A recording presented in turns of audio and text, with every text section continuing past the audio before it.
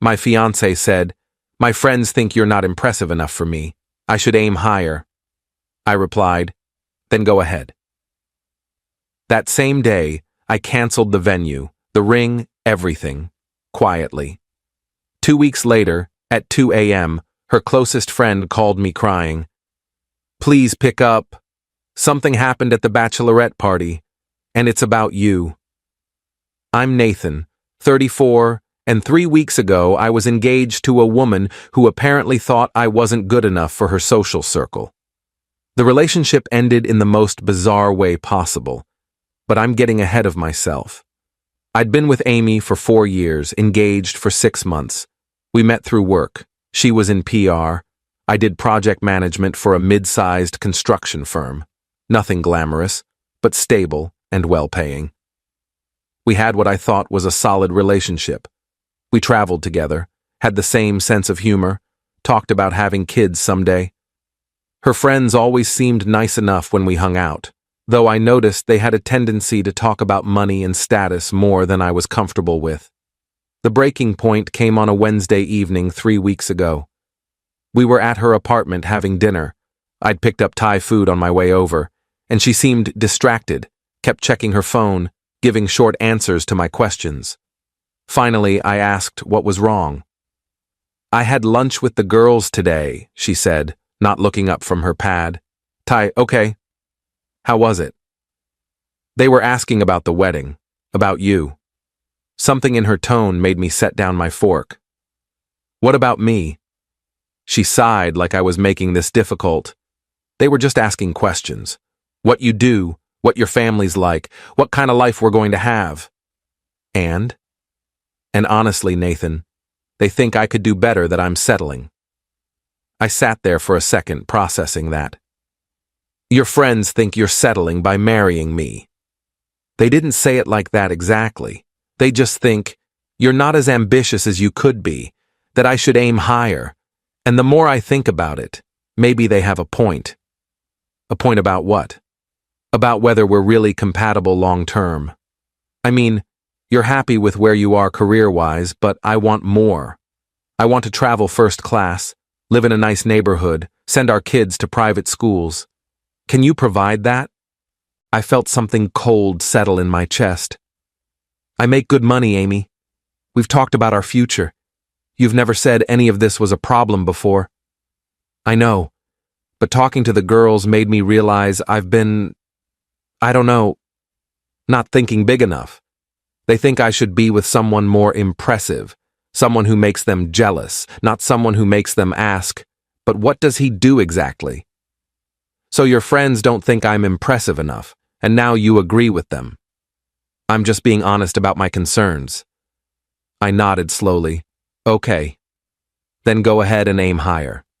She looked surprised. "What?" "If you think you can do better than me, go ahead and try. I'm not going to sit here and audition to be good enough for you or your friends. Either you want to marry me or you don't." "Nathan, don't be dramatic." "I'm not being dramatic.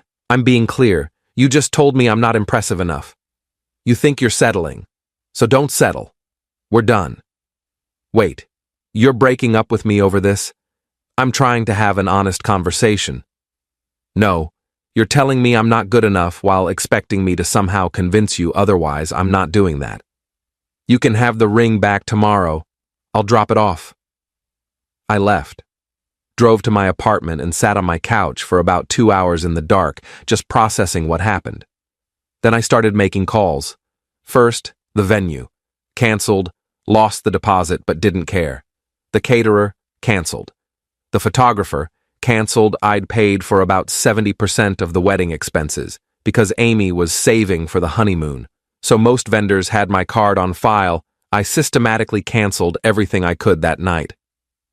The next morning, I took the engagement ring, an $8,000 ring I'd saved for over a year to buy, back to the jeweler. They had a return policy within 90 days minus a restocking fee. I got about $6,500 back. Then I texted Amy, "Ring is returned. All wedding vendors I paid for are canceled. You're free to aim higher now." She called immediately. I didn't answer. She called 17 more times that day. I blocked her number. Update 1. The first week after the breakup was surreal. Amy tried to reach me through mutual friends, through social media, even showed up at my apartment once. I didn't answer the door. Our mutual friends were divided. Some thought I'd overreacted, others thought Amy had revealed her true colors and I dodged a bullet. What I didn't know was that Amy hadn't told anyone we'd broken up. She was still posting about wedding planning on social media, still talking to her friends about dress shopping.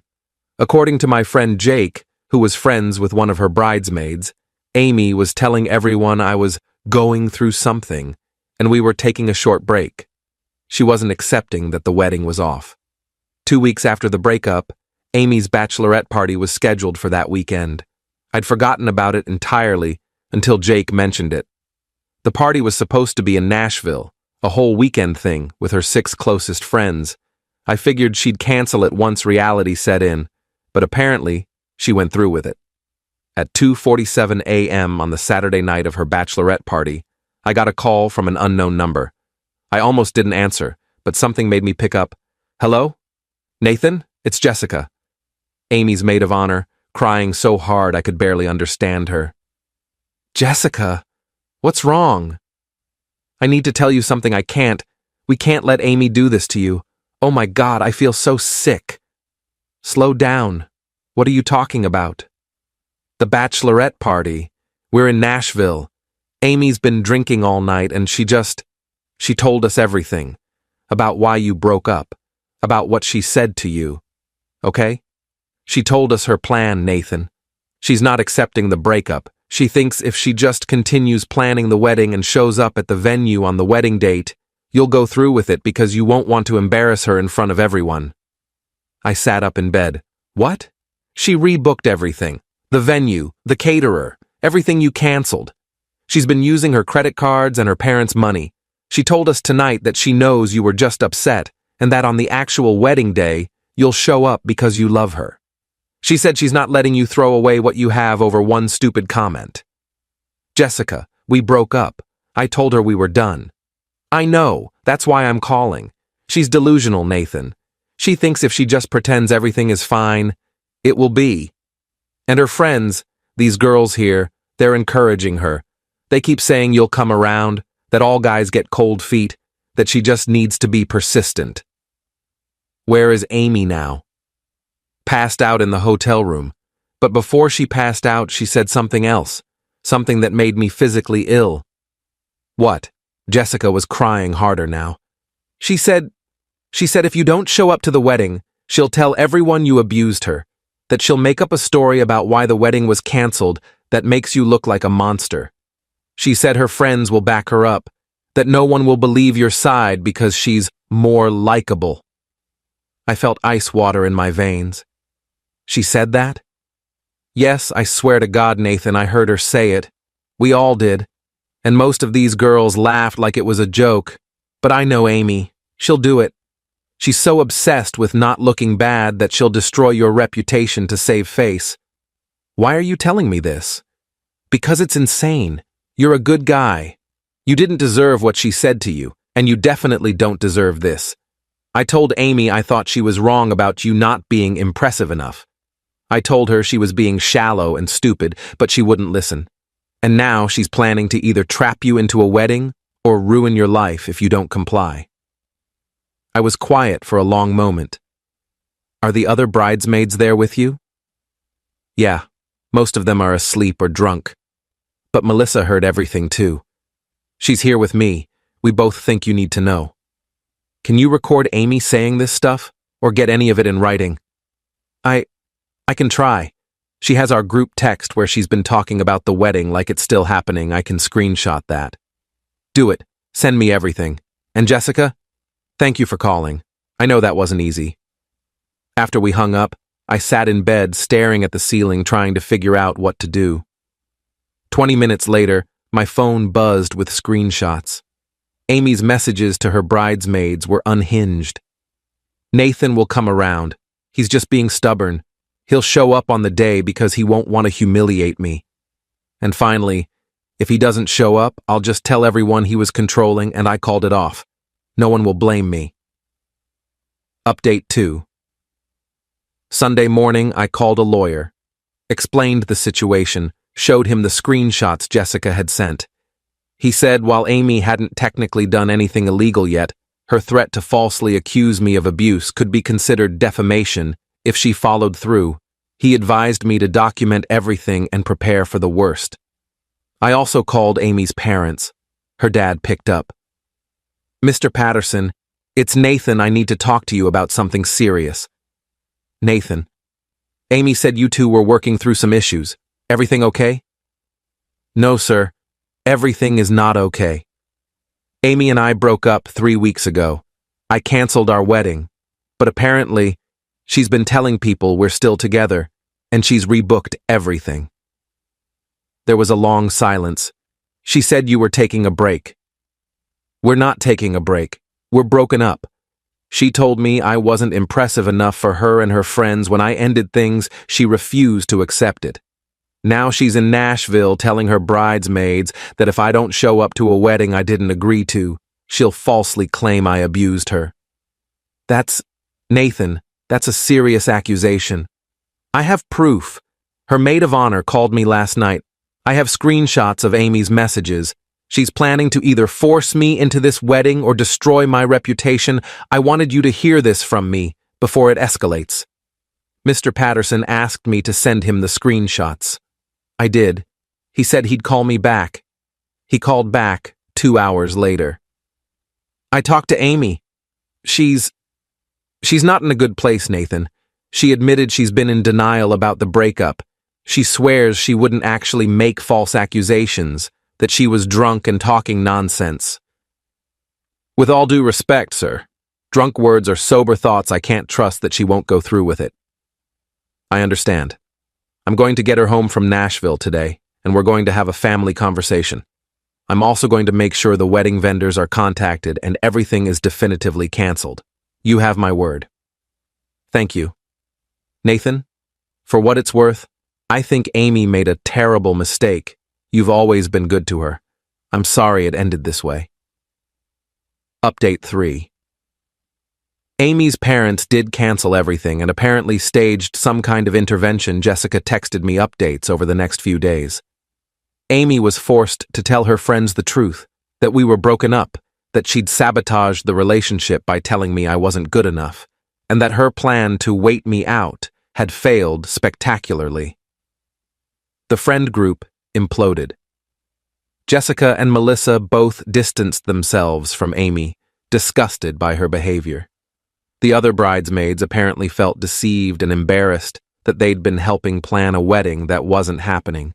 Amy's reputation in her social circle took a massive hit. 4 days after the Nashville incident, Amy sent me a long email. It was partly apologetic, partly defensive, and included a lot of excuses about how she'd been confused and influenced by the wrong people. She claimed she never would have actually accused me of abuse, that it was just drunk talk. She asked if we could meet for coffee to get closure. I didn't respond. A week later, I heard through Jake that Amy had started therapy. Her parents had apparently made it a condition of continuing to support her financially. I was glad she was getting help, but it wasn't my problem anymore. The weirdest part of all this was how many people reached out to tell me I'd done the right thing. Friends I hadn't talked to in years, even Amy's cousin, who I'd met maybe twice, sent messages saying they'd always thought Amy was too focused on appearances and status. It was validating, but also made me wonder how many people had been thinking that while we were together. Final update. It's been 2 months since the breakup. I'm doing well, all things considered. I've been focusing on work, started going to the gym more consistently, and reconnected with some friends I'd neglected during the relationship. Jessica and I have stayed in touch, just as friends. She feels guilty about not speaking up sooner about Amy's behavior. I told her she doesn't need to feel guilty. She called me when it mattered most. Amy moved to a different city about 3 weeks ago, got a job transfer according to Jessica. I think she was too embarrassed to stay here after everything that happened. The story got around, not because I told people, but because the bridesmaids talked, and it spread. In a city this size, that kind of drama doesn't stay quiet. I ran into one of Amy's friends from that lunch, the one who apparently started the whole "you're not impressive enough" conversation. At a coffee shop last week, she actually approached me. "Nathan, hi. Can I talk to you for a second?" "Sure. I just wanted to say I'm sorry. For what I said about you to Amy, I didn't think she'd actually take it seriously, and I definitely didn't think it would blow up like this." "What exactly did you say?" She looked uncomfortable. "I asked if you were really ambitious enough for her lifestyle. It was stupid and judgmental. I was projecting my own issues onto your relationship. Amy's always been a little insecure about how she measures up, and I think I fed into that. I feel terrible." "Did you know she was planning to go through with the wedding anyway?" "No, I swear I didn't know about that until after Nashville. When I found out what she said about making false accusations, I was horrified. That's not okay." "No, it's not. For what it's worth, I think she really did love you. She just got it in her head that she needed to be with someone more flashy to prove something to people. It was never really about you." I nodded. "Thanks for apologizing. I appreciate it." She left, and I sat there with my coffee thinking about what she'd said. Amy loved me, but not enough to defend me to her friends, not enough to be proud of what we had instead of chasing some imaginary better option. That kind of love isn't enough. I'm not bitter anymore, just relieved. Relieved that I found out before the wedding. Relieved that Jessica called me that night. Relieved that I didn't waste more years with someone who saw me as a status symbol instead of a partner. The engagement ring money is sitting in a savings account. I'm not sure what I'll do with it yet. Maybe a trip somewhere I've always wanted to go. Maybe just let it sit there as a reminder that I made the right choice. Amy's parents sent me a card last week apologizing for everything and thanking me for handling it with maturity. That was unexpected, but nice. As for dating again, I'm not there yet, but I'm open to it eventually. Next time, I'll be more careful about someone's values, about whether they see me as enough, exactly as I am, without needing to be more impressive for their friends. I learned that the right person won't need to aim higher because they'll already know they hit the target.